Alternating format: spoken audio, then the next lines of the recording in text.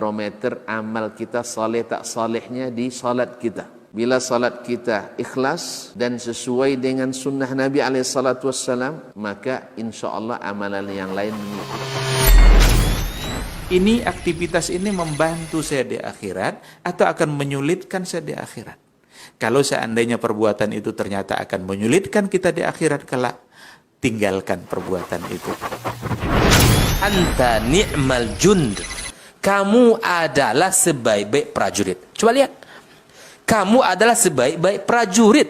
Maka tujuannya adalah menghancurkan kehidupan rumah tangga.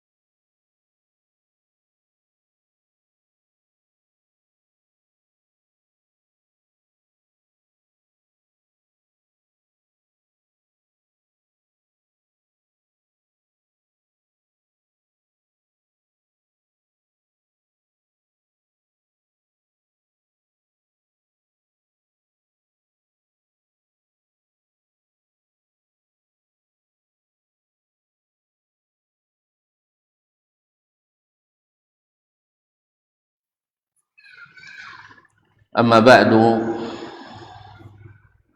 fa'usi nafsi wa iyyakum ayyuhal muslimun wa iyyatul muslimat bitaqwallahi azza wa jal rabbil ardi was samawat fa innahu qad fazal muttaqun ya ayyuhallazina amanu taqullaha haqqa tuqatih wa la tamutunna illa wa antum muslimun. Para alim ulama, nenek mama, tokoh adat, tokoh masyarakat,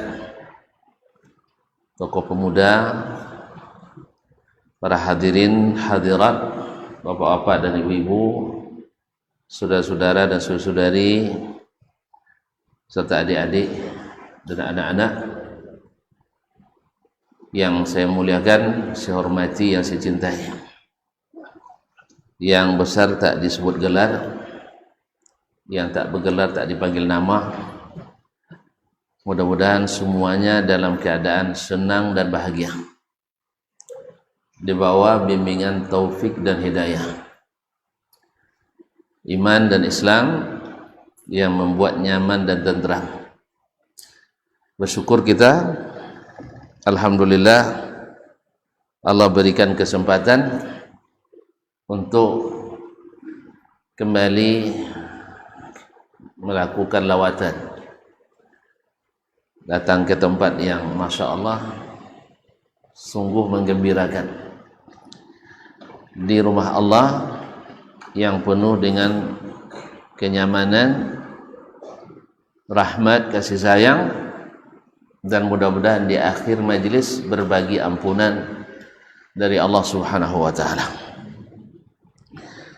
Oleh itu saya bersyukur sekali, mudah-mudahan tuan-tuan dan puan, apa-apa jamaah juga demikian.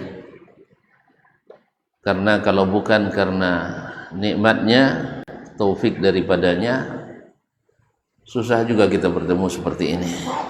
Tapi Allah gerakkan hati, Allah sehatkan badan, Allah sempatkan waktu, Allah bulatkan tekad, ikhlaskan niat, alhamdulillah bertemu di tempat yang baik ini. Mudah-mudahan syukur kita berbuah kebaikan demi kebaikan yang sentiasa membuat kita sentiasa bersyukur kepadanya. Kaum muslimin, kaum muslimat yang dirahmati Allah Subhanahu wa taala. Selawat dan salam kepada baginda Nabi yang sangat berjasa pada kita. Tak ada satupun kebaikan yang kita lakukan kecuali jasa beliau ada di situ tercatat, sehingga kita harus selalu ingat mengucapkan salawat dan salawat, mengucapkan salam dan salawat, mudah-mudahan berbuah di akhirat syafaat. Allahumma salli ala nabiyyina wa habibina Muhammad wa ala alihi wa sahbihi wa tabi'ina wa sallim tasliman katsira. Apa kaji kita? Kaji baru tidak ada, semua kaji lama. Tapi walaupun lama, tapi antik, klasik dan asli, coba ya, kadang-kadang berkualitas. Oleh sebab itu kita tak jauh-jauh daripada kaji-kaji lama saja. Tema apa kemarin, Mbak? Sampai kapan engkau akan menyia-nyiakannya? Ini kalau anak muda lain pula bahasanya. Ma'asyiral kiram, Abdullah bin Umar radhiyallahu taala anhu ketika mendapatkan bahwa ikut menyolatkan jenazah dan ikut mengantarkannya ke kuburan, bahwa orang yang melakukan itu mendapatkan qirat wa qiratain. Siapa yang ikut menjalankan jenazah sampai disolatkan dapat 1 qirat. Siapa yang ikut sampai dikuburkan dapat 2 qirat. Mendengar itu, Abdullah bin Umar radhiyallahu anhu wa an abi merasa ada penyesalan, karena rupanya sebelum dia tahu ini sering tidak begitu memperhatikan untuk ikut menyolatkan atau ikut sampai menguburkan, sebab dengan alasan dia adalah fardu kifayah.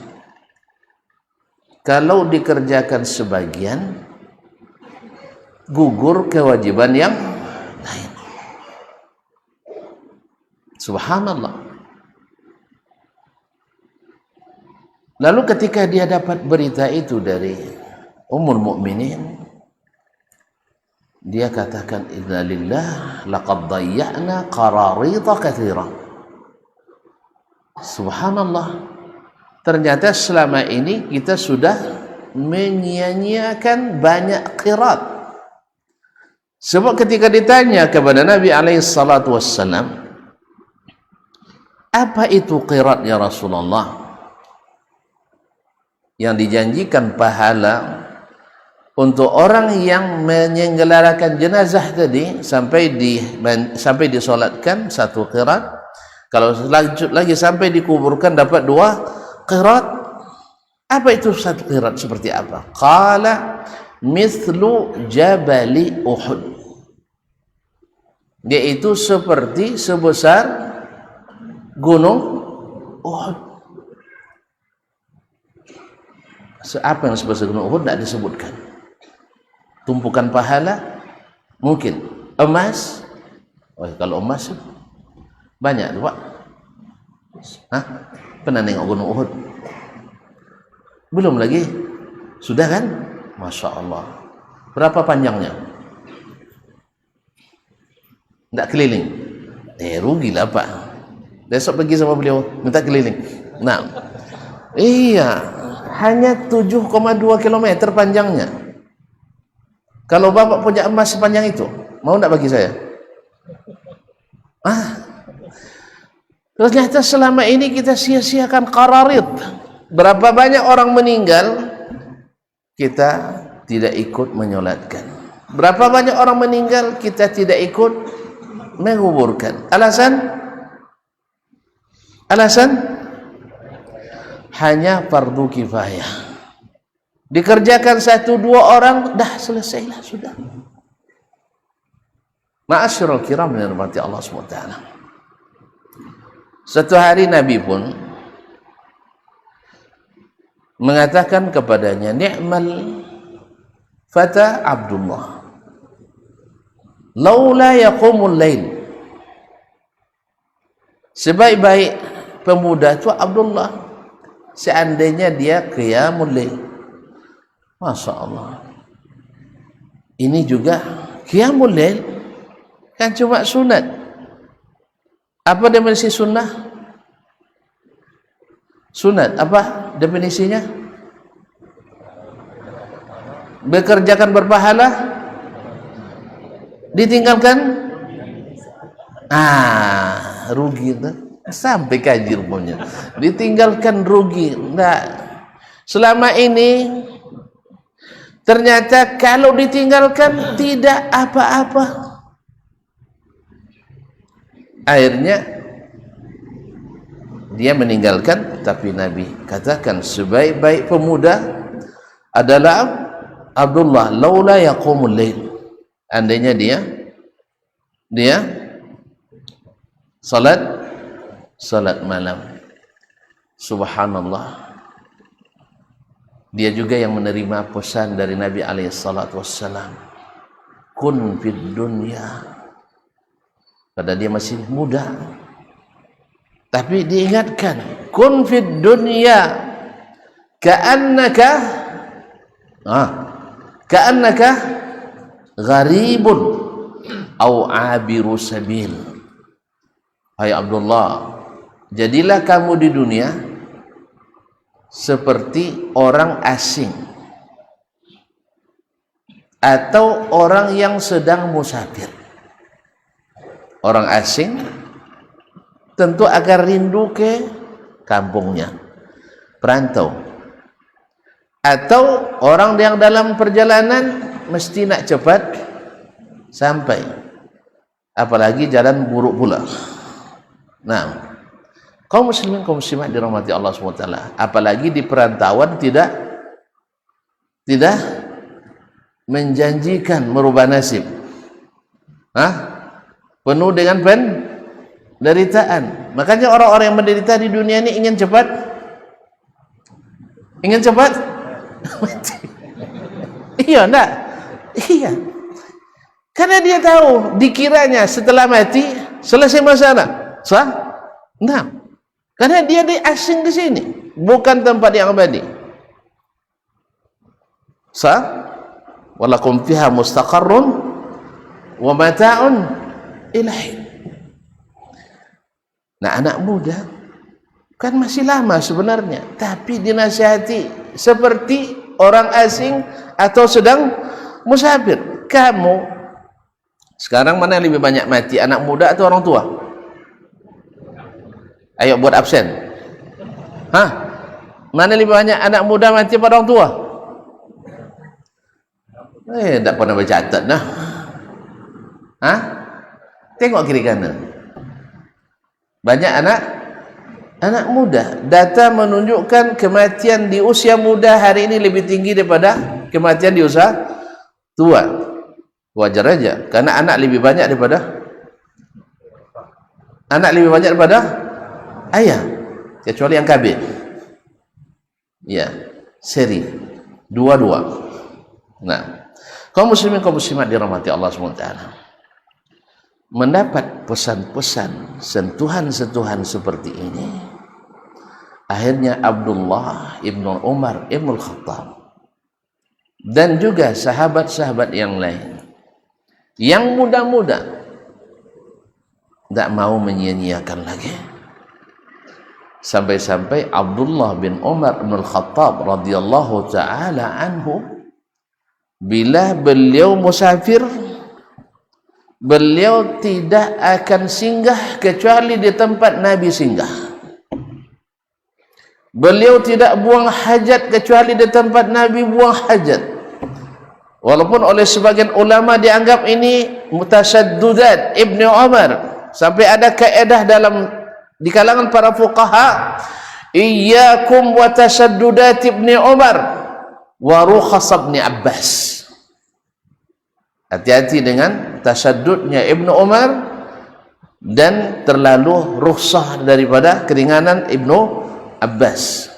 Karena Abdullah bin Umar sangat-sangat tidak mau sedikit pun menyia-nyiakan apa yang dipesankan oleh baginda Nabi alaihi salatu wassalam.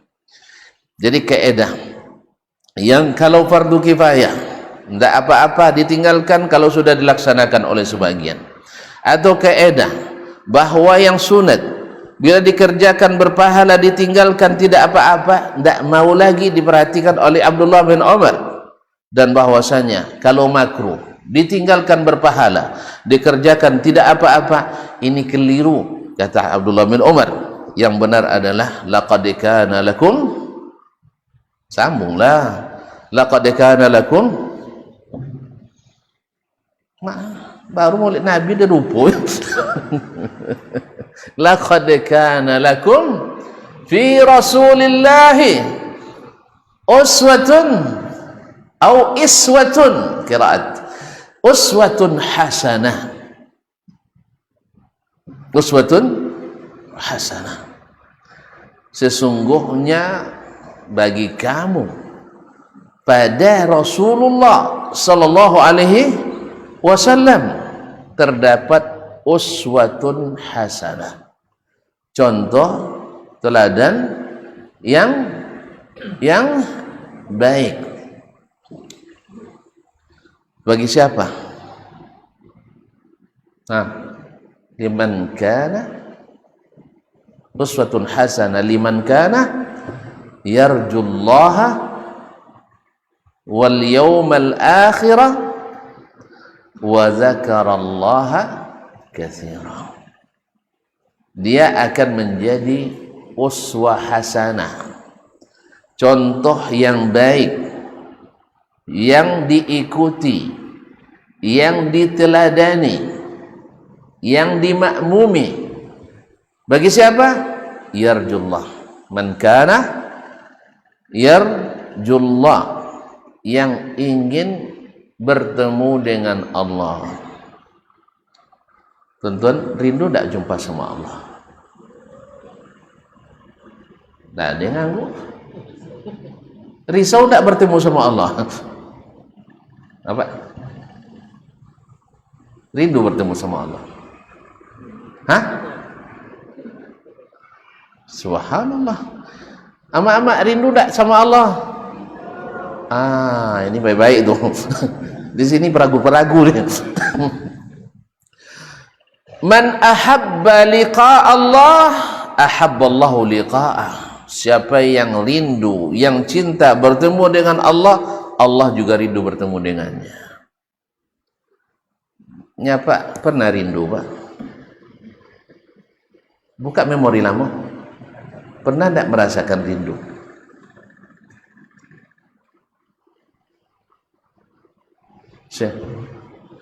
Pernah merasakan rindu? Madang belakang itu mah. Tidak pernah merasa rindu? Sama saya pun tidak. Ya.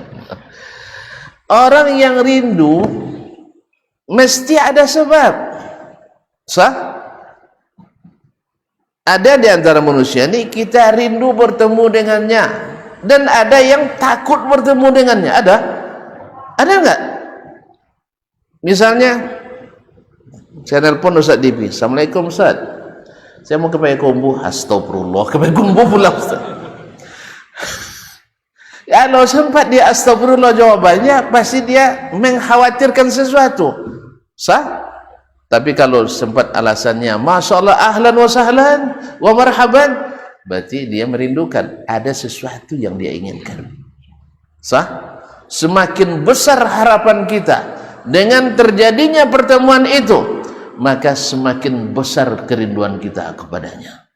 Sahih? Hah? Baik. Kira-kira ada nggak yang kita harapkan di depan Allah nanti? Nggak ada? Hah? Nggak ada? Ada. Apa itu? Ingin?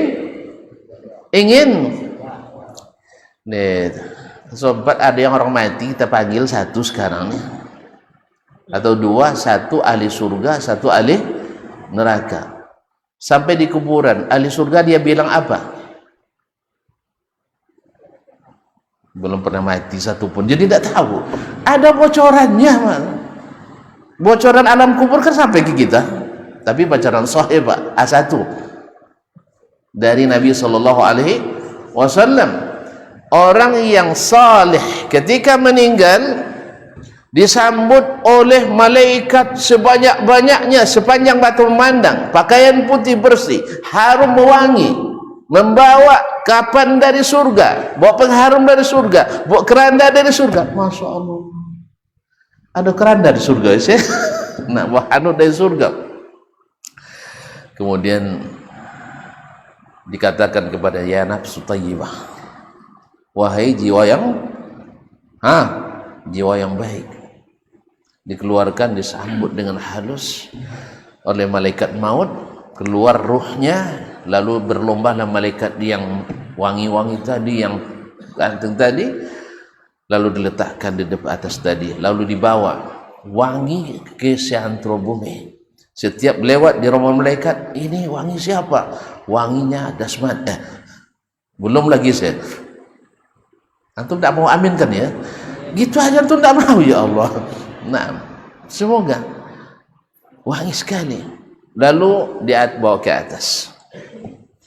Kemudian setelah diterima laporannya, kembalikan dia ke jasadnya di bumi. Lalu dia didudukkan, datang malaikat. Siapa nama malaikatnya?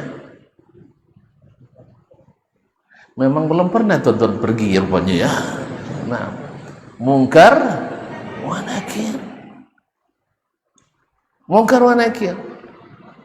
Karena dia belajar dan melaksanakannya, beriman, semua jawaban lancar. Jadi yang menjawab itu amal kita. Singkat cerita, lalu diperlihatkan kepadanya, diluaskan kuburan, diperlihatkan kepadanya, ini tempatmu nanti di surga. Apa doanya waktu itu? Wih, Rabbi aqimis sa'ah, ya Rabbi segerakan kiamat. Apa sebab?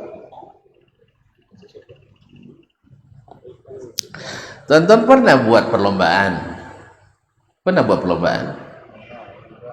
Malam penutupan bagi yang menang menyenangkan atau menakutkan? Tahu rupanya. Dah. Jadi ingin dia cepat pengumuman itu di depan seluruh masyarakat dunia yang pernah hadir di tempat ini, dari jin dan manusia. Dia ingin tunjukkan nanti, ha umqra'u kitabiyah, ini kitab catatan amalku. Sih? Mau? Hah? Nah itulah ikut Abdullah bin Umar. Kaum muslimin dan muslimat dirahmati Allah SWT. Tapi sebaliknya, yang gagal di ujian di kubur, walaupun dia hafiz, walaupun dia ahli, tapi dia tidak bisa jawab, sebab amalnya tidak menunjukkan kelulusannya. Setiap ditanya man rabbuk, ditanya wa man nabiyyuk, dan seterusnya tidak bisa jawab. Lalu diperlihatkan tempatnya, baru ditengokkan tempat neraka. Apa doanya? Rabbi la tuqimasa, ya Rabbi tolong kiamat diundur dulu. Tak mau dia kiamat. Rindu tak dia kiamat? Rindu tak dia bertemu dengan Allah? Tidak. Yang kedua nih, rindu dia bertemu. Hah? Ya Syekh, kalau bapak pulang kampung waktu muda, ada bukan desa waktu itu, rencana meminang, ada harapan diterima, rindu tak pulang? Baru dia baru tahu caranya, rindu pulang. Tapi kalau sempat dapat berita dari Pinang orang, rindu lagi pulang? Nah jika pulangnya dah lepas. Ya, itulah. Jadi karena kita ada yang diharap, pasti kita rindu pulang. Oleh itu kaum muslimin kaum muslimat dirahmati Allah, nah Rasulullah sallallahu alaihi wasallam adalah uswatun hasanah liman, bagi siapa? Siapa yang rindu bertemu dengan Allah Subhanahu wa taala, wal yaumal akhir, dan ingin ketemu cepat dengan hari akhirat. Apa sebab? Sebab dia melangkah kembali dengan yakin, melangkah kembali dengan percaya diri. Apa sebab? Bawaannya adalah sesuatu yang membuat dia bahagia. Nah, wa dzakarallaha katsira, dan banyak mengingat Allah Subhanahu wa taala. Gimana kok bisa dia mengingat Allah banyak sekali? Karena yang paling banyak mengingat Allah adalah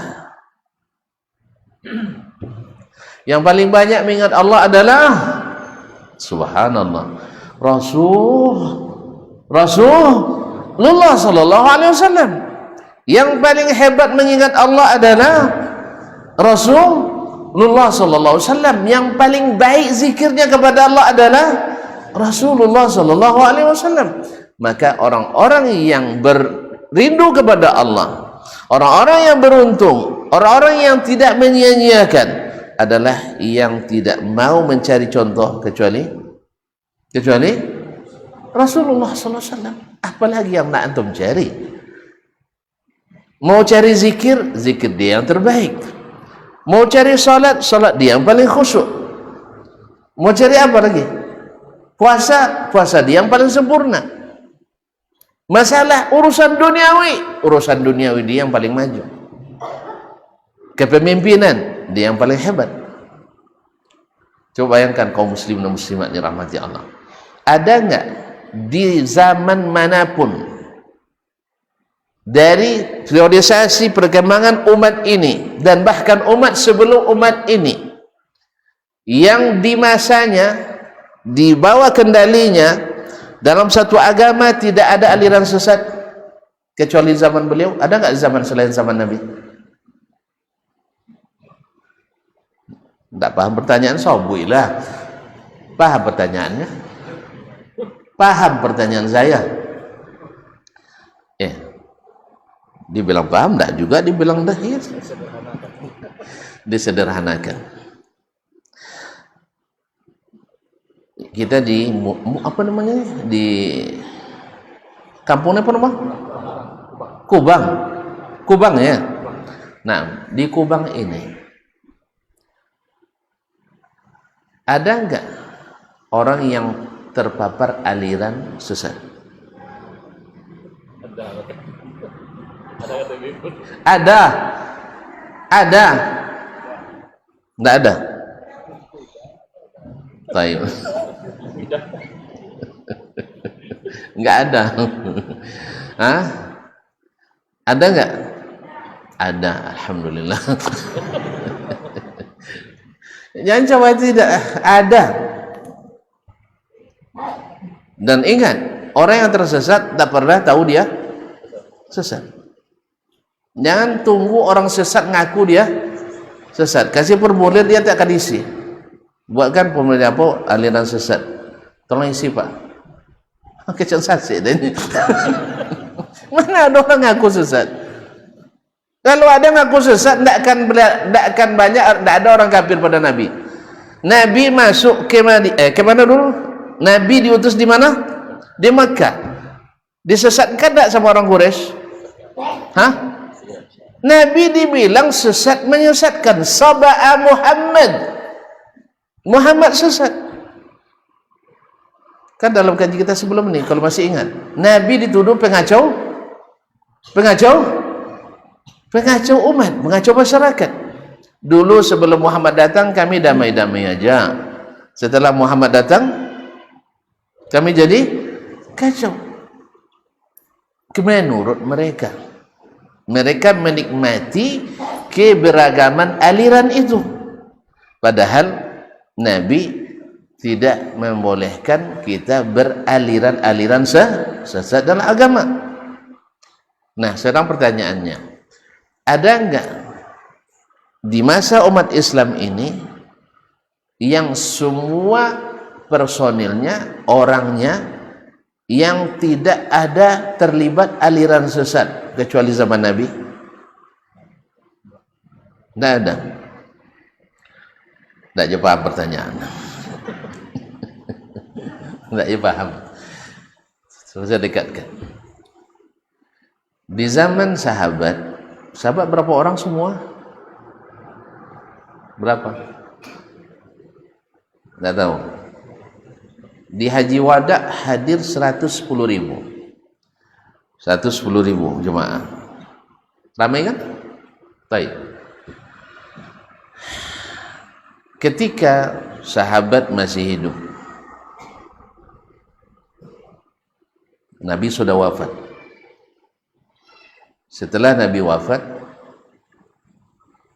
berarti pindah ke zaman sahabat. Di zaman itu lahir ikhtilafan katsira, perselisihan yang banyak. Di antaranya yang diwanti-wanti oleh Nabi sebelum wafatnya. Ketika Nabi diprotes oleh seseorang di waktu perang Hunain, Nabi diprotesnya. Jangan heran kalau ada yang protes presiden hari ini, jangan heran. Bibitnya sudah di Zambia aja diprotes. I'dil ya Muhammad. Tolong adil hai Muhammad. Hadhil qisbah la yuradu biha wajhullah. Ini pembagian bukan lillahi ta'ala ini kan. Masya Allah. Kenapa? Karena tidak yakin dengan Nabi SAW. Maka Nabi katakan, sayakhruju min dhi'di hadza, akan keluar dari keturunan ini orang-orang yang tahqiruna salatakum ila salatihim wa siyamakum ila siyamihim. Kalian akan merasa apa? Merasa minder membandingkan solat kalian dengan solat mereka, ahli-ahli ibadah. Puasa kalian dengan puasa mereka, orang-orang hebat berpuasa malam, solat malam, siang berpuasa sunat, yaqra'unal Qur'an, dan rajin menghafal Qur'an. Tapi orang-orang yang sakit dibilang pula asal hafal Qur'an jadi teroris pula. Ini kan keliru juga. Jadi ini banyak nih. Kadang jadi pakar tiba ahli pula, tapi ahli yang tidak ahli. Nah, bukan Quran yang salah, karena sahabat hafiz Quran tidak seperti itu. Yang ikut sahabat hafiz Quran tidak seperti itu. Jelas? Maka bukan Al-Quran yang salah, bukan menghafal Quran yang salah, bukan rajin sholat yang salah, pikirannya yang keliru. Karena ikut pikiran tadi. Nabi adil, dia bilang tidak adil. Nabi membagi karena Allah, dianggap tidak lillahi ta'ala. Apa yang diikutinya? Apa ini? Kalau ini? Yang diikutinya ininya. Padahal Al-Quran dan hadis sudah tunjukkan kalau Allah dan Rasul yang katakan, tak ada lagi perdebatan. Kan begitu kan? Ini di debatnya Nabi SAW. Apa sebab? Lancang dia memprotes Nabi SAW. Oh, enggak, zaman juga kita lagi sekarang ikut Nabi. Kan itu sebagian. Bahkan ada yang tegas-tegas, kita ikut Nabi tapi tak meniru Nabi. Apa boleh carut? Nak ikut Nabi tapi tak niru Nabi. Padahal laqad kana lakum fi Rasulillahi uswah. Apa makna uswah? Apa makna uswah? Meniru, meneladani. Karena orang satu demi satu mulai beranjak. Apalagi kalau di kaum akademisi yang tidak berilmu, kaum akademisi yang punya logika tapi tidak berilmu. Apa maksudnya? Nya ahli tafsir tapi tidak hafal Quran. Nya ahli tafsir tidak bahasa Arab. Nya ahli fikih tak pandai bahasa Arab. Apa ini mau bahas? Ujung-ujungnya nanti menafsirkan dari sini. Al-Quran kadang debatnya. Jadi Allah tidak pandai bahasa Arab dunia. Dikatakan Allah tidak pandai bahasa Arab. Nabi di debat, Nabi tidak pandai bahasa Arab. Kembali ke yang tadi, kaum muslimin dan muslimat dirahmati Allah. Tidak ada satu pun, ketika Khawarij lahir di ujung zaman sahabat. Kenapa saya katakan zaman sahabat? Karena korban Khawarij adalah Utsman. Tahu tak tuan-tuan Utsman? Sampai apa, Pak?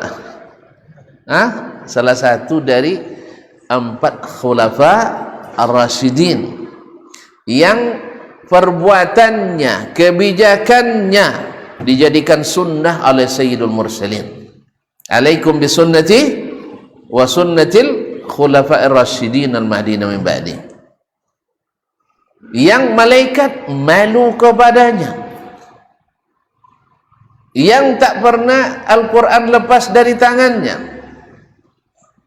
yang memimpin dengan ayat-ayat Allah dan sunnah nabinya, yang dikatakan kepadanya oleh Nabi SAW setelah perang Tabuk, ma dharra Uthman ma yaf'alu ba'dal yaum. Apapun dilakukan Utsman setelah ini tidak bermudarat kepadanya. Masya Allah, tabarakallah.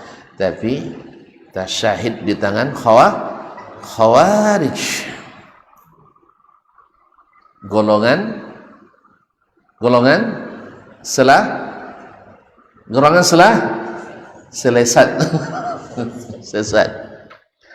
Nah, pertanyaannya, ada enggak satu orang sahabat yang terlibat di gerakan itu? Apa dia itu diam? Diam tidak tahu atau diam berpikir dulu? Diam tidak tahu. Tak satu pun sahabat yang terlibat gerakan Khawarij. Padahal mereka di zaman mereka lahirnya aliran itu. Apa sebab? Mereka tak terpengaruh oleh pemikiran siapapun karena sudah menjadikan Nabi sebagai uswah. Berat tapi selamat. Lahir pula aliran Qadariyah di Basrah, mengingkari takdir. Tak satu pun sahabat yang terlibat. Lahir Syiah di Kufah, semuanya di Irak tuh, Pak. Seperti yang sebutkan Nabi, dari sini akan banyak fitnah nanti, goncangan. Tapi ahli bid'ah dikitanya di Najd katanya. Allah musta'an. Ini Ustaz yang jelaskan nanti. Kalau tidak saya besok. Ya. Kaum muslimin dan muslimat dirahmati Allah Subhanahu wa taala.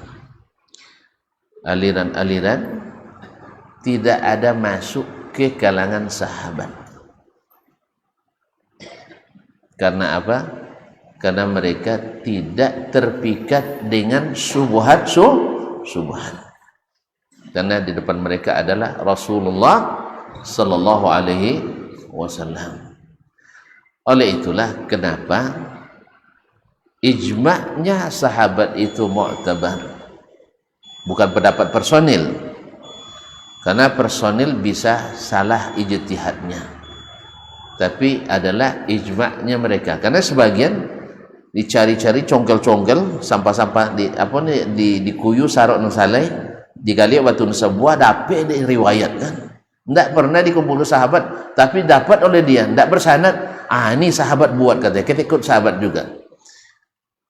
Ada riwayat-riwayat yang sah dia gali-galinya, yang sahih jelas dia timbun. Ini ciri ahli hawa yang tidak terpikat untuk meneladani uswatun hasanah.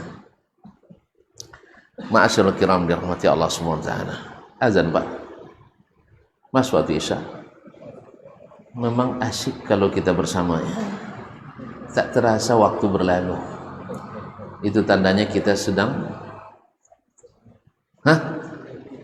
sedang jatuh cinta. Ya subhanallah, sedang mencintai. Mudah-mudahan kita tutup aja sih.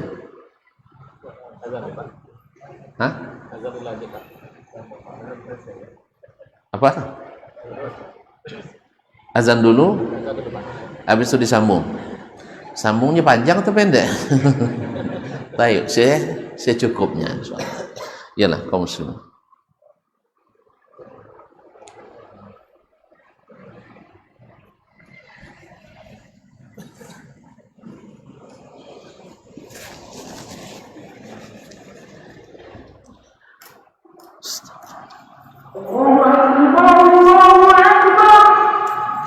Allah.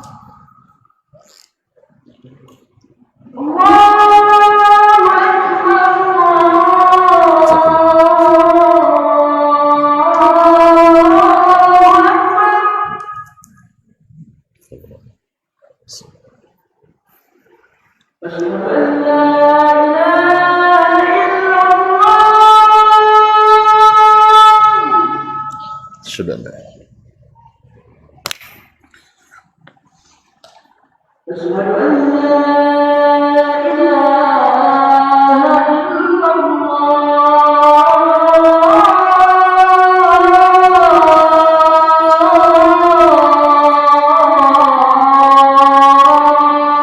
Sudah lah.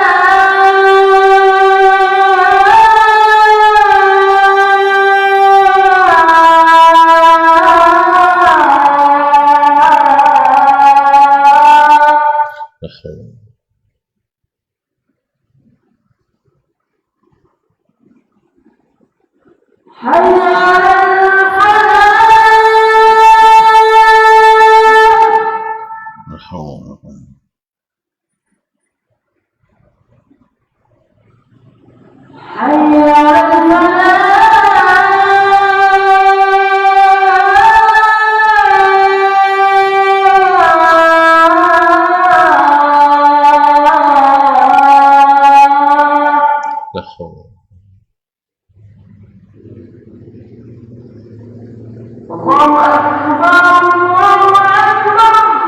Allahu Akbar.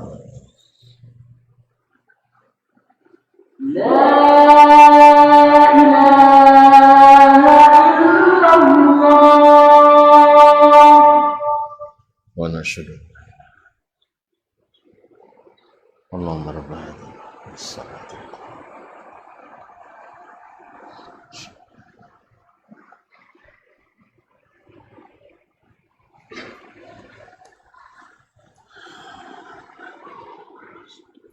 Bapak dan ibu-ibu kaum muslimin dan muslimat dirahmati Allah.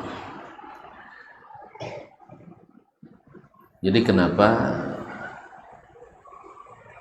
tema ini diangkat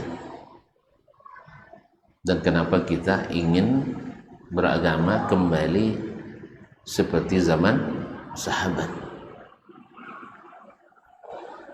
Karena di masa-masa jumudnya umat Islam, kemudian dibelenggu dengan ta'assub mazhab dan aliran, sampai-sampai ada yang mewajibkan mesti beraliran ini dan itu dengan alasan untuk menyatukan umat. Apakah mungkin menyatukan minyak dengan air? Mungkin tak menyatukan minyak dengan air? Tidak. Kalau nak menyatukan umat, tentu dikembalikan ke satu wadah semuanya. Dan alhamdulillah, Allah dan Rasul sudah memberikan petunjuk itu. Sudah memberikan itu. Maka apakah kita akan menyia-nyiakan petunjuk itu sampai kapan? Karena sudah terbukti tadi, dengan hanya mengikut Nabi satu-satunya sebagai imam, selamat seluruh personil masyarakat dari gempuran subuhat aliran-aliran apapun. Bukan mudah kaum muslimin untuk selamat itu. Bukan mudah seluruh anggota masyarakat di generasi itu selamat semuanya. Kan tidak mudah itu kan? Tidak mudah.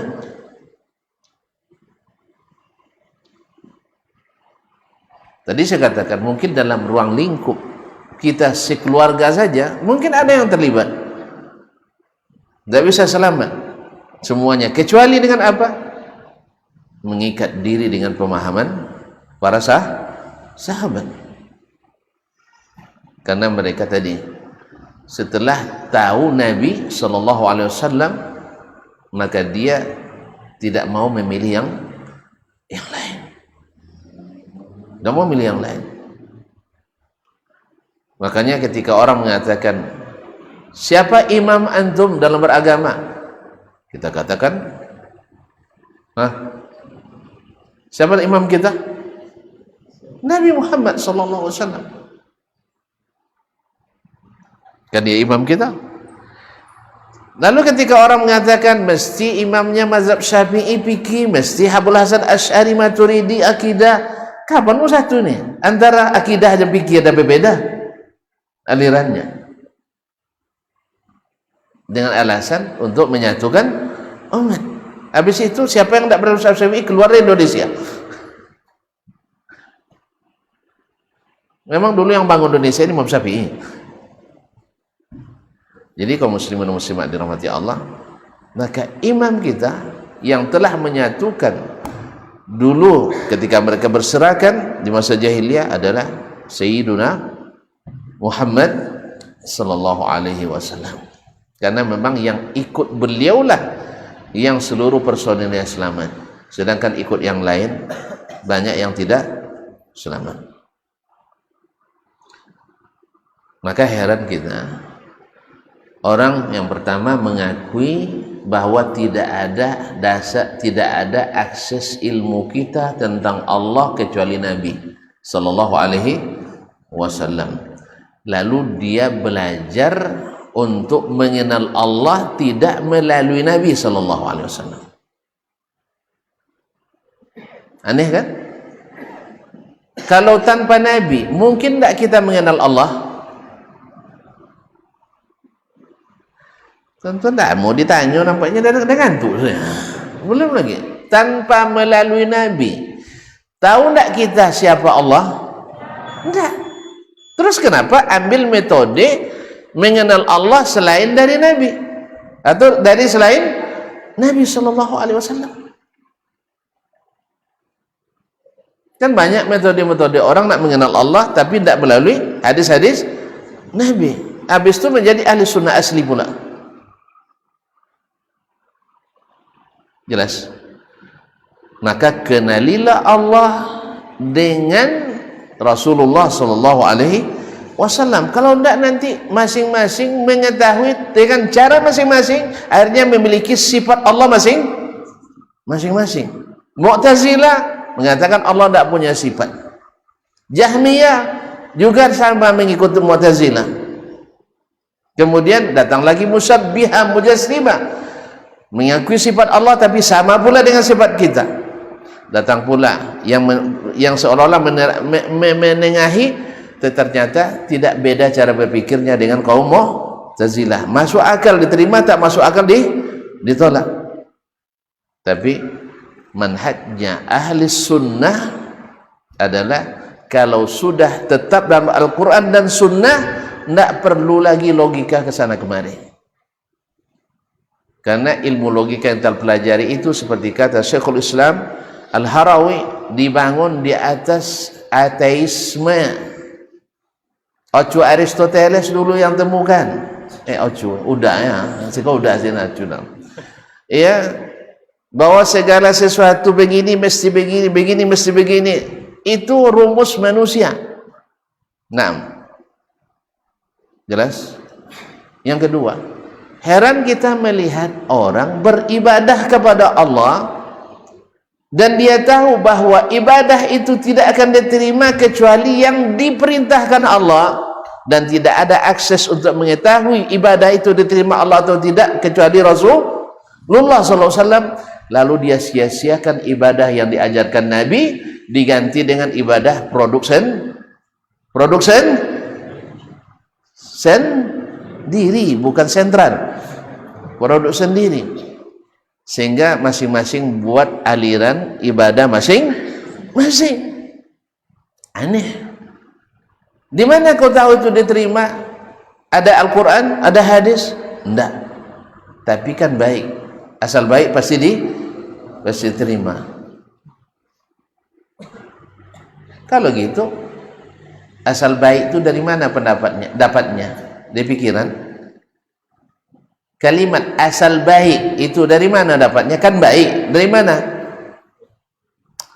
Yang mengatakan sesuatu baik itu menurut apa? Pikiran kan? Taib. Kalau bisa pikiran menentukan baik, buruk dan diterima Allah, kenapa diutus para Nabi dan Rasul? Untuk apa diutus lagi?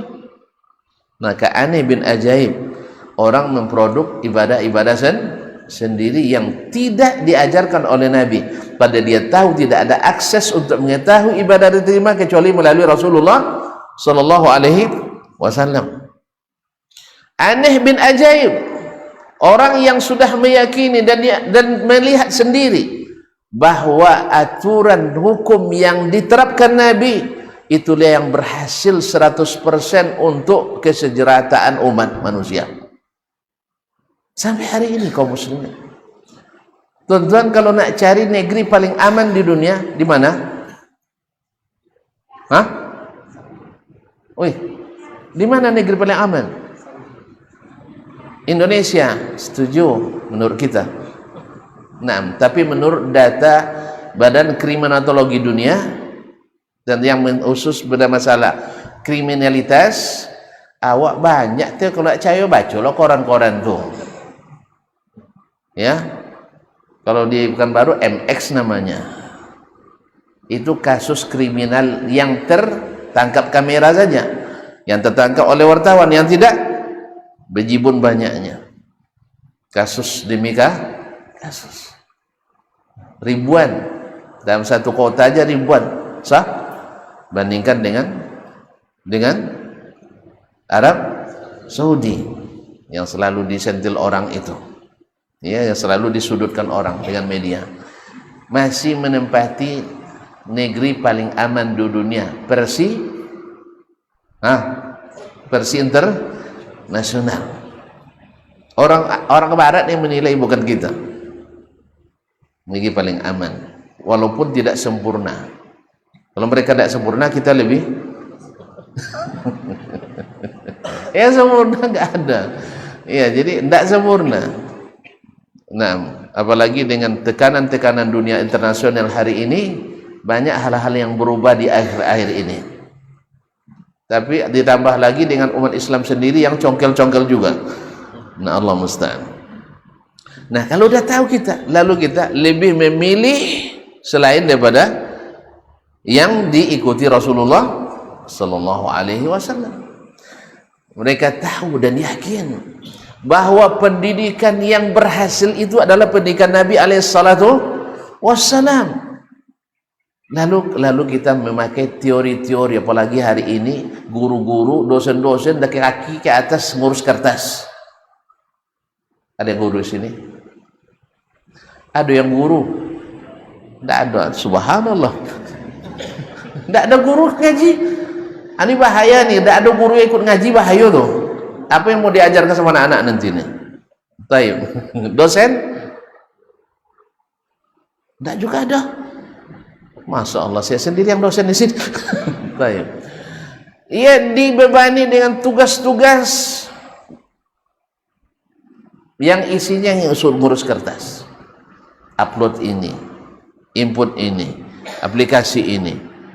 Sehingga ada seorang tak dosen juga atau selainnya, bukan pejabat lah, dia tuliskan dalam artikelnya atau dalam tulisannya di statusnya, dia bilang, dulu waktu masih muda, karena melihat guru-guru kami dulu di kampung selesai ngajar pulang ke rumah bersama suami atau bersama istri, anak-anak mengaji maghrib dan sebagainya, makan bersama Nah, akhirnya saya sejak muda bercita-cita memperistri ibu guru, seorang guru maksudnya, memperistri wanita yang jadi guru, karena tugasnya mulia, ringan, relatif ringan.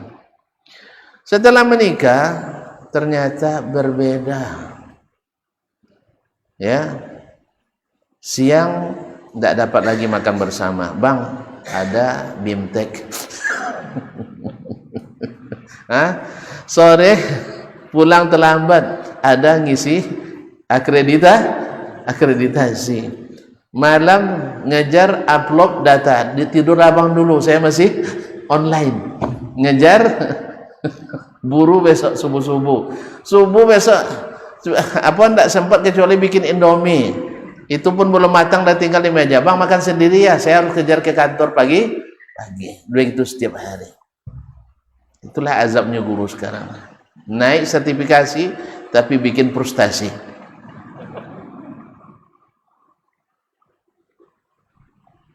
Nak menyesal, nak menyesal, tapi nasi sudah jadi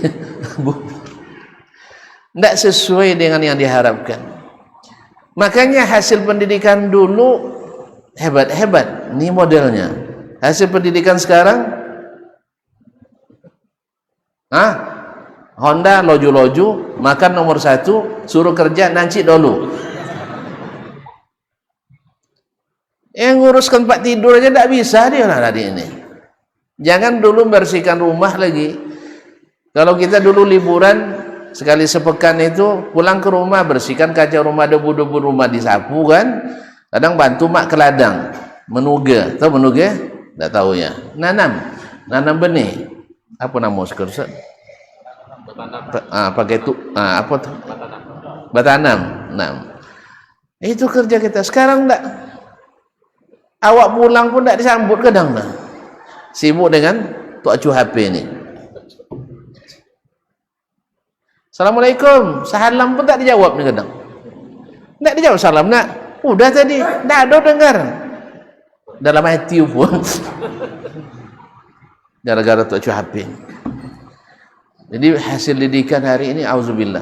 Nah, orang tahu bahwa pendidikan Nabi paling berhasil, tetapi mereka jauhi itu. Alhamdulillah akhir-akhir ini orang udah mulai banyak sadar, ya masuk anak ke pesantren memang solusi terbaik. Khususnya pesantren yang mengusung bahwa kita berimam pada Rasulullah Sallallahu Alaihi Wasallam. Ya, sehingga imam kita satu semuanya. Sehingga umat ini tidak lagi terpisah dengan sekat-sekat fanatisme mazhab dan aliran. Kaum muslimin kaum muslimat dirahmati Allah Subhanahu wa taala. Mereka tahu bahwa tidak ada berita yang paling sahih kecuali berita dari Nabi sallallahu alaihi wasallam. Tapi mereka lebih percaya kepada ahli nujum, paranormal. Sah? Ada paranormal sini? Enggak. Dukun? Enggak ada juga. Alhamdulillah. Mantap. Nah. Kaum muslimin kaum muslimat dirahmati Allah SWT. Kemudian dari beramal, mereka tahu bahwasanya kita di dunia ini adalah untuk mengumpulkan sebanyak-banyak bekal untuk pulang ke negeri yang kekal. Sah? Tetapi karena tadi kalau sunat tinggalkan saja karena tidak apa-apa. Kalau makruh langgar saja karena tidak apa-apa. Akhirnya banyak pula yang berupaya menjadikan yang wajib jadi sunat, yang haram jadi makruh. Akhirnya apa? Macet sunnah Nabi di sana dan di sini. Yang ajaibnya, yang menjadi penyebab macetnya adalah para pengusung ilmu dan memakai label ahlu sunnah asli pula, bukan abal-abal. Mengganti dengan yang digunakan oleh selain Nabi alaihissalatu wassalam. Kadang-kadang memandang sinis pula. Haji itu rajin sekali sholat katanya, masih muda rajin sekali masjid. Memang ada sampai ke derajat itu di salah satu negeri di Timur Tengah, di Arab sana, saking sekuler pemimpinnya. Teman saya bilang, kalau kami di kami itu 3 kali berturut-turut ke masjid yang sama, maka siap-siap untuk tidak pulang ke rumah. Innalillahi wa inna ilaihi raji'un. Gawat pula ya. Nah, sampai gitu. Ada pula yang mengatakan yang rajin baca Quran, yang rajin sholat berjamaah, apa lagi?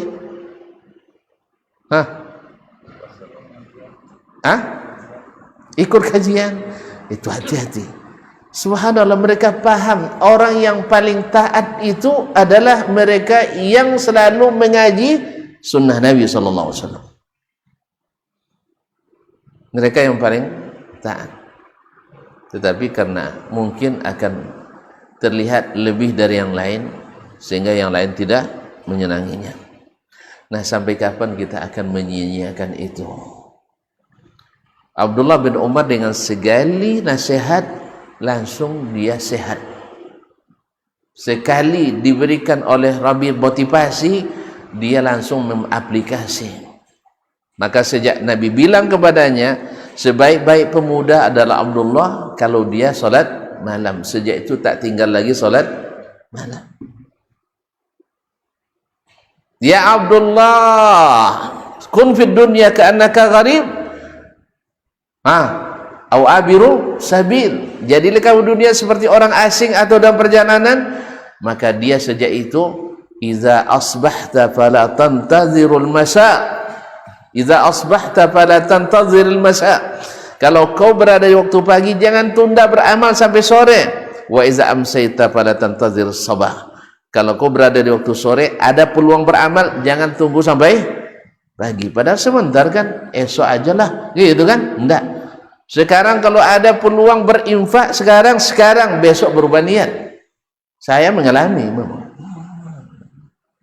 saya kira sama ya. Iya, saya ditelepon oleh kawan, Ustadz ada duit Ustadz sama saya ini yang minta nomor rekening. Saya bilang berapa? 3,5 juta. Pakai aja untuk kawan-kawan di sana untuk makan-makan.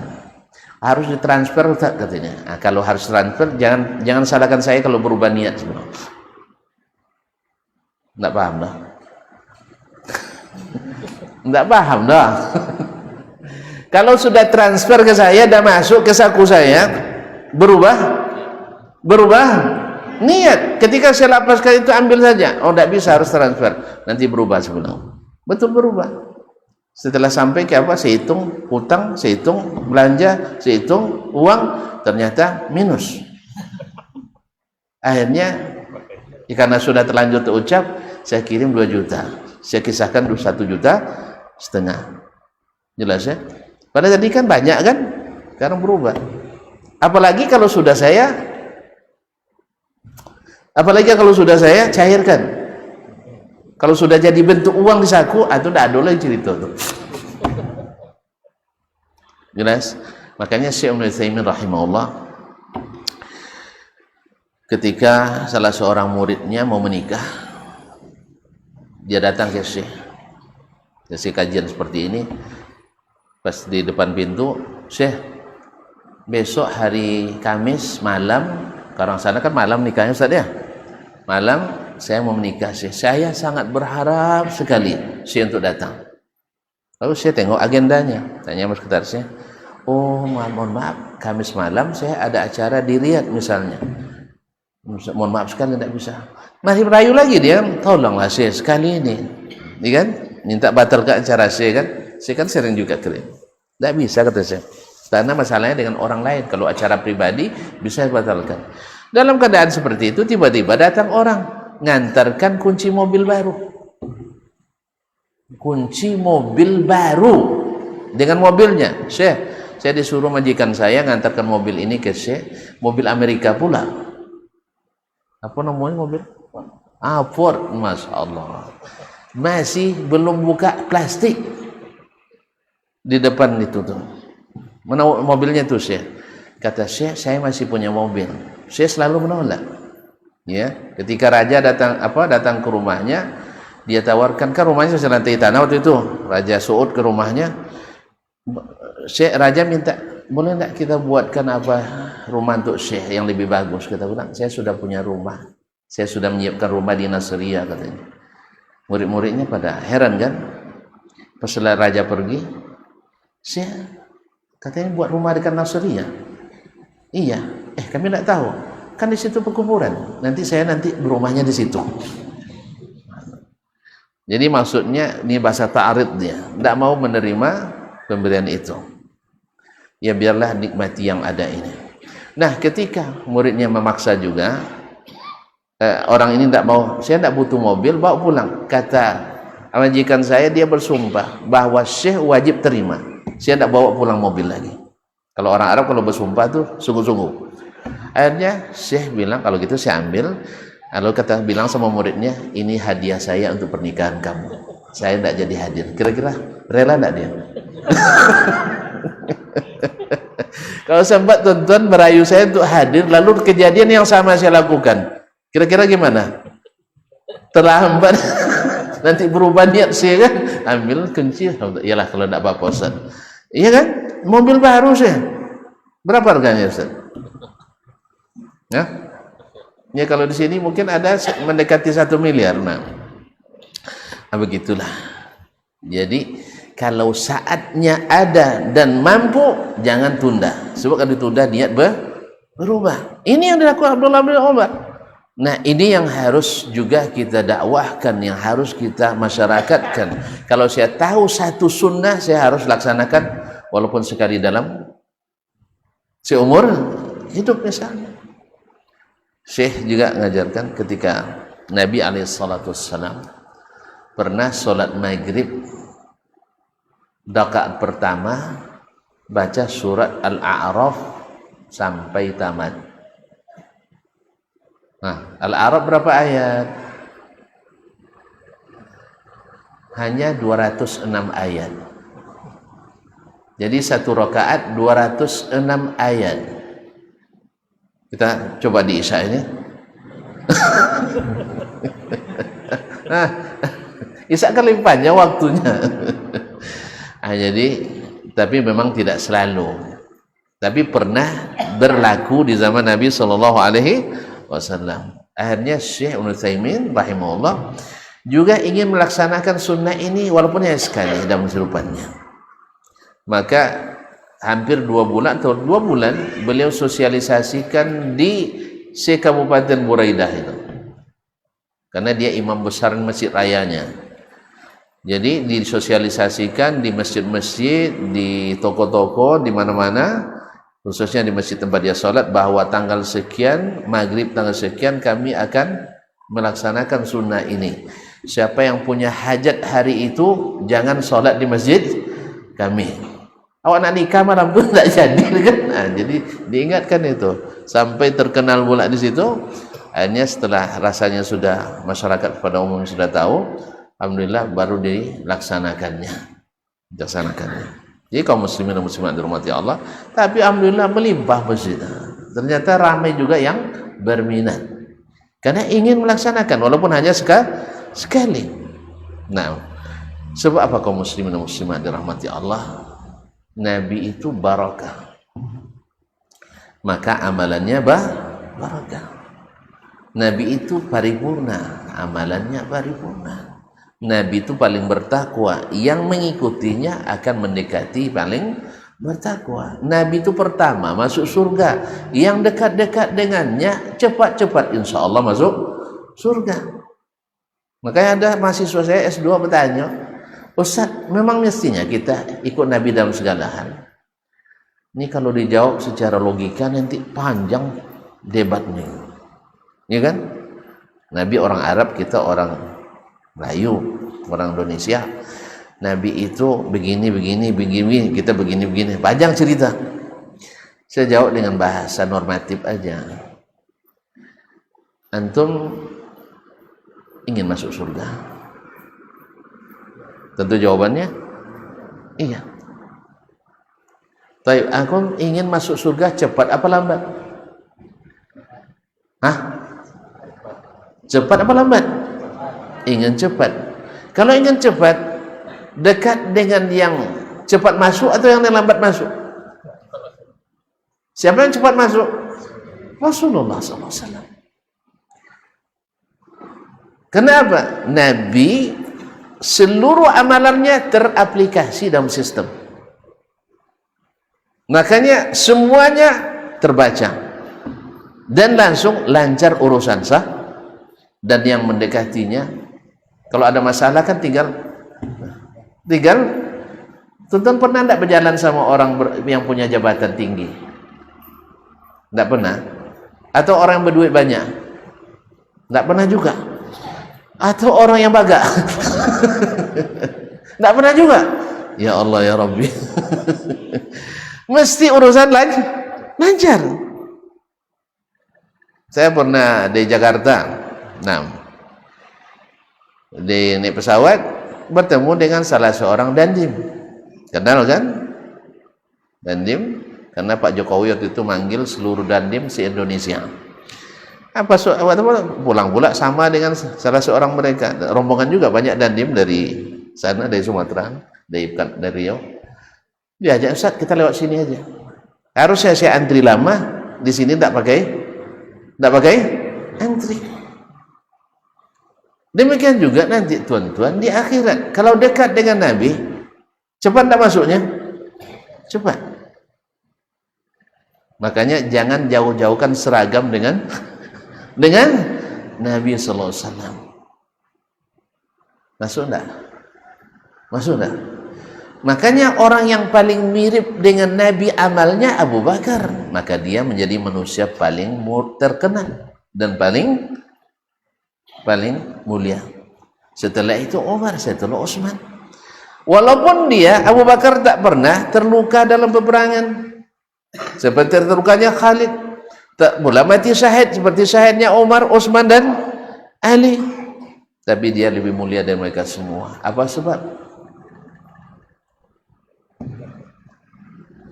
Ma waqara fi qalbi min iman. Jadi dia tak pernah meragukan berita dari Nabi dengan akalnya, tak pernah menolak perintah Nabi dengan selera dan hawanya, tak pernah mengabaikan larangan Nabi dengan keinginannya. Jelas? Udah jelas, kita cukupkan sampai di sini. Sampai kapan kau menyia-nyiakan ini? Ya, dah tahu Nabi yang terbaik, pilih juga yang lain. Dah tahu keyakinan Nabi yang benar, ambil juga yang lain. Dah tahu amalan sunnah Nabi yang bagus, dipilih juga yang lain. Akhirnya penghasilan kita jangan disalahkan nanti ketika masuk sistem bunyi alarm merahnya, tidak masuk, tidak terhitung. Karena banyak orang beramal, Allah sudah ingatkan, bukan tidak ingatkan.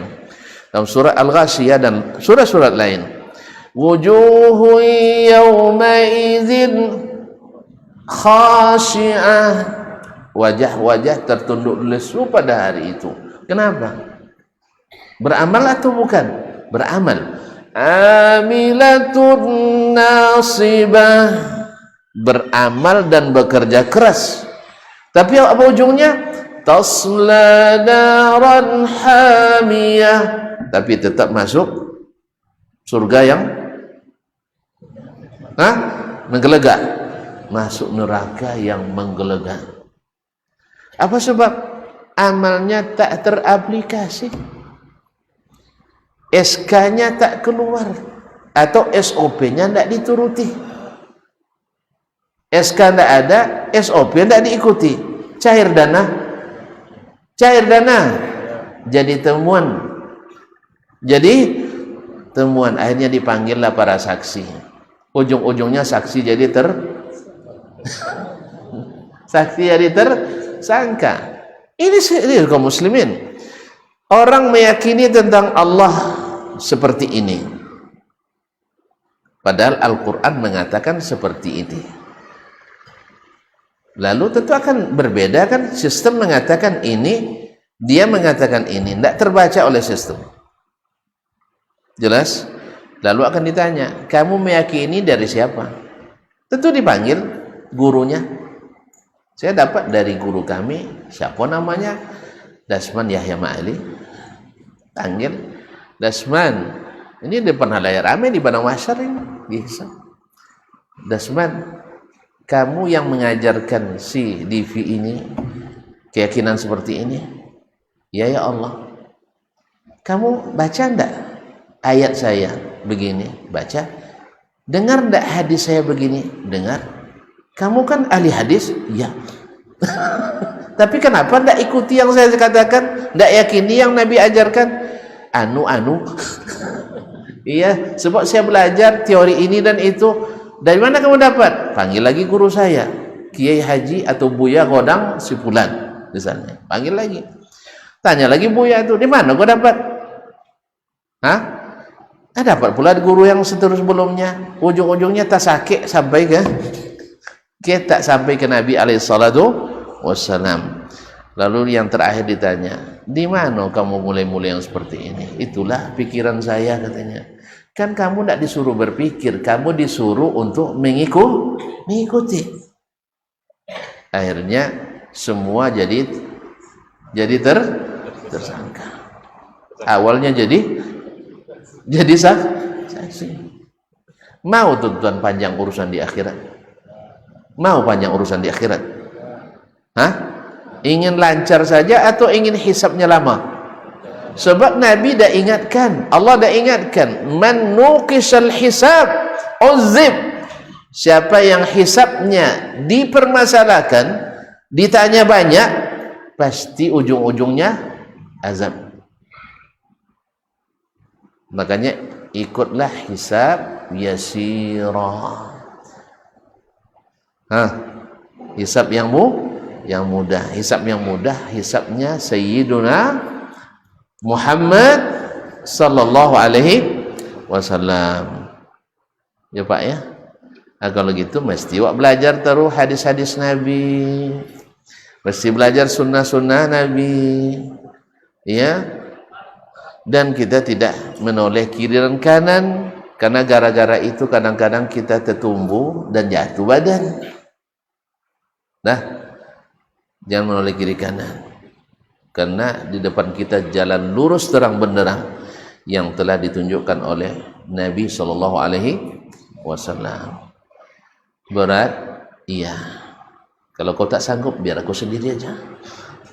Tapi insya Allah bersama-sama kita, bersama-sama insya Allah bisa. Nah, saling menguatkan. Karena kita sudah berkeyakinan, laqad kana lakum fi Rasulillahi uswatun hasanah. Abdullah bin Umar laksanakan. Ketika dia sedang buang hajat di Syam, tentu digantung kainnya, dilihatnya seekor lalat hinggap di kotoran, habis itu hinggap di bajunya. Kalau tuan-tuan gimana? Dibuang bajunya? Ya? Dibasuh kan? Dibasuh kan? Tapi dia tidak jadi basuh. Karena saya melihat Nabi saya melihat yang sama, tidak dibasuhnya, maka saya tidak basuh. Sampai begitu kaum muslimin dan muslimat dirahmati Allah SWT. Berarti yang seperti itu dimaafkan. Berarti semakin mengikut Nabi semakin memudahkan. Kalau kita tidak ikut Nabi, kadang-kadang orang sampai berwuduk kadang masukkan air dalam pelopak mata begini. Saya melihat masuk wuduk, masuk ke pelopak mata, harus masuk ke dalam katanya. Sampai-sampai ada mulai kadang-kadang gara-gara anak-anak tidak boleh satu sab dengan orang dewasa misalkan, karena ada kotoran dalam.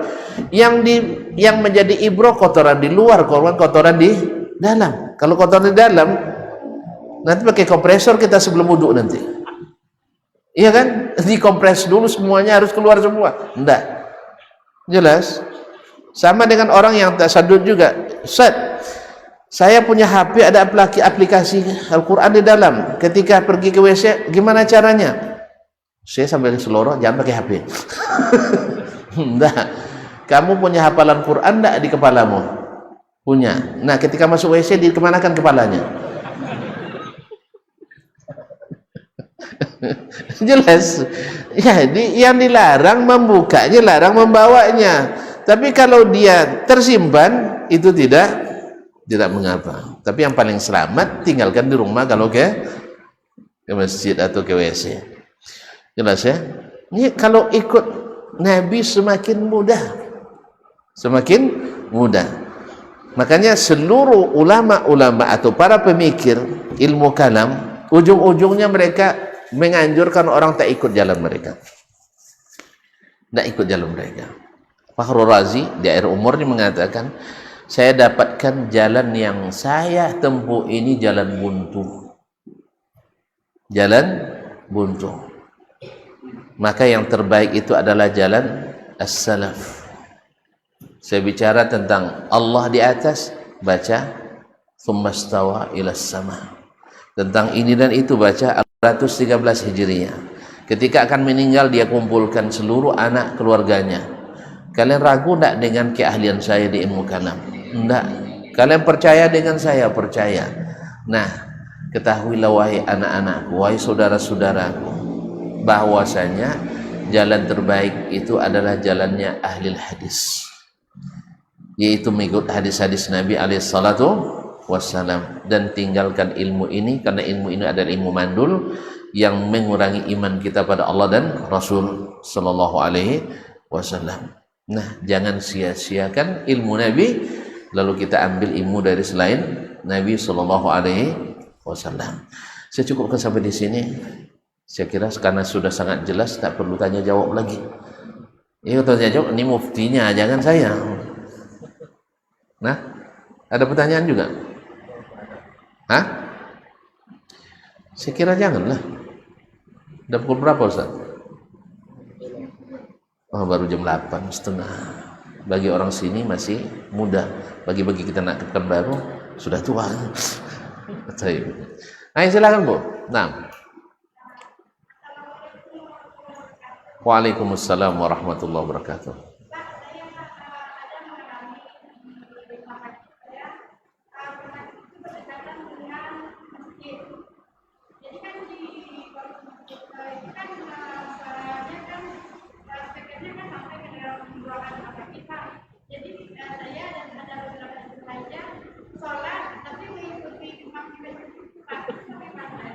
Salat online. Salat virtual. Masya Allah. Ibu dari masjid itu nampak jemaah? Enggak. Kemudian masjid bersambung dengan geruang? Enggak juga. Kalau itu jangan diulang lagi. Jangan diulang lagi. Karena yang diharuskan itu bukan sholatnya aja, kehadirannya. Kehadirannya.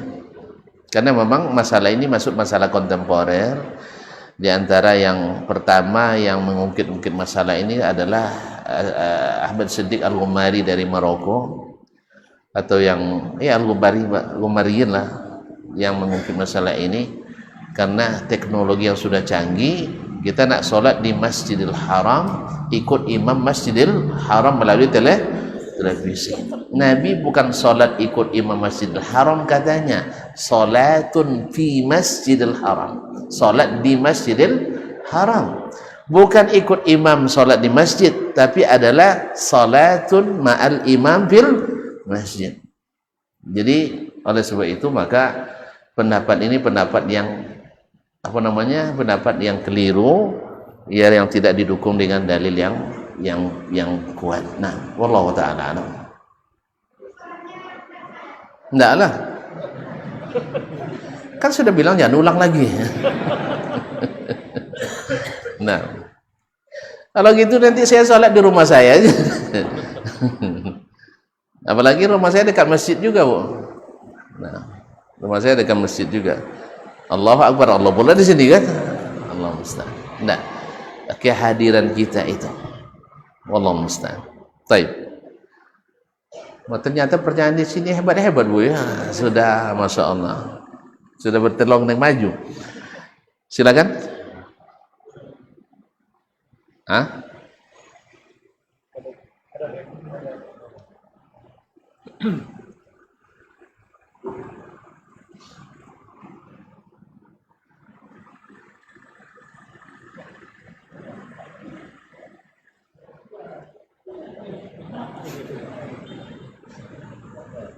Udah lah.